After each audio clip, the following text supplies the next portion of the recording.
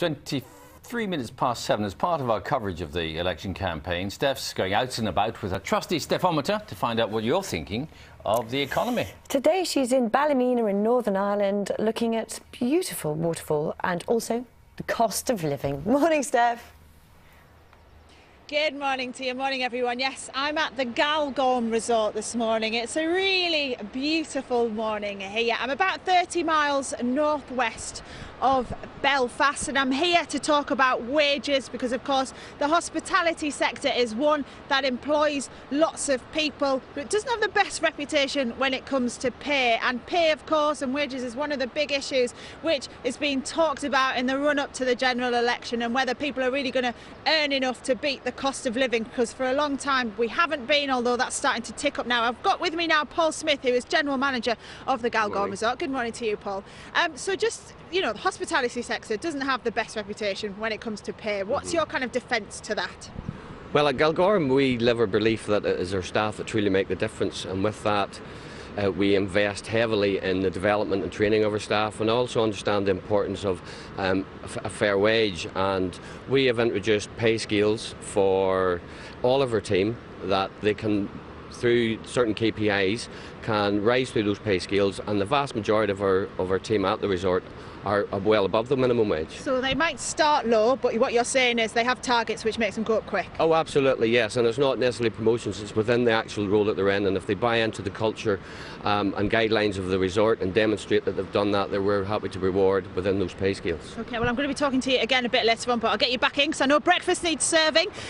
But pay, obviously a big issue. Average wages have gone up something like 2.1% in the 3 months to the end of March, but that is an average. It feels very different depending what job you're in. So I went back to my hometown of Middlesbrough to find out what people think of pay there.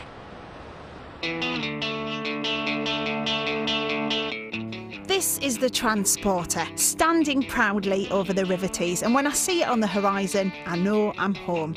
It's here in Middlesbrough where the famous explorer Captain Cook was born, and also where I grew up.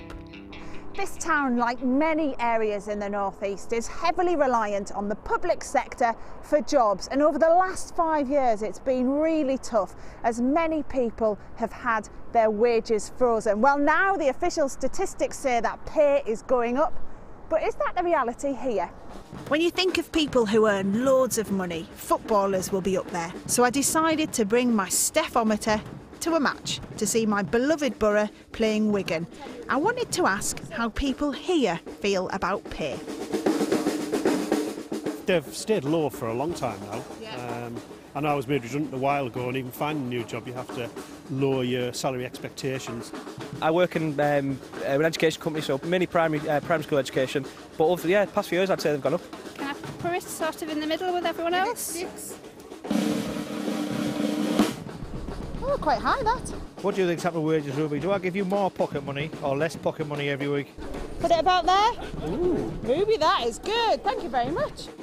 For most people, wages haven't gone up as fast as our household bills for the last few years. So I caught up with the Clare family on their way to the match. Caroline and her husband Mike have 3 kids and know all about wage pressures. Caroline, you work in the public sector, don't you? What's it been like? It's been really tough. No promises more of pay rises, being asked to do more. It's very rare that you get to finish on time because you wouldn't leave somebody, a patient who needed your care.